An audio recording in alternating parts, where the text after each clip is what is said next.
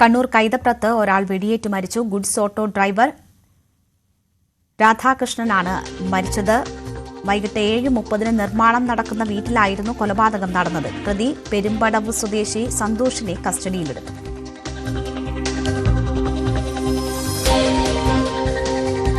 K V Baiju വിവരങ്ങളുമായി ചേരുകയാണ്. ബൈജു, എന്താണ് ഈ കൊലപാതകത്തിലേക്ക് നയിച്ച കാരണങ്ങൾ? ലഭ്യമാകുന്ന വിവരങ്ങൾ എന്തൊക്കെയാണ്? രേണുക, 7:30 കൂടിയാണ് ഈ സംഭവം ഉണ്ടായത്. അതായത് കണ്ണൂർ കൈതപ്പുറത്ത് 49-കാരനാണ് വെടിയേറ്റ് മരിച്ച നിലയിൽ കണ്ടെത്തിയത്.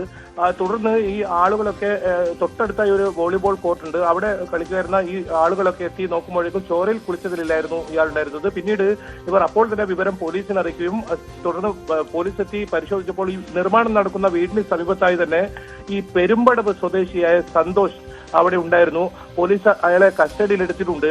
എന്തായാലും ഇയാൾ എല്ലാം പറയാമെന്നാണ് പോലീസോട് പറഞ്ഞിരുന്നത്. പോലീസിന്റെ കസ്റ്റഡിയിലാണ് ഇയാളുള്ളത്. പോലീസ് ഔദ്യോഗികമായി അല്ലെങ്കിൽ സ്ഥിരീകരിക്കുന്ന രീതിയിൽ ഇയാളാണ് കൊലപാതകം നടത്തിയെന്ന് വ്യക്തത വന്നിട്ടില്ല. പക്ഷേ ഇവർ തമ്മിൽ നേരത്തെ തർക്കമുണ്ടായതാണ് നമുക്ക് മനസ്സിലാക്കാൻ സാധിക്കുന്നത്. ഇയാളെ ഇപ്പോൾ കൂടുതൽ ചോദ്യം ചെയ്തു വരികയാണ്.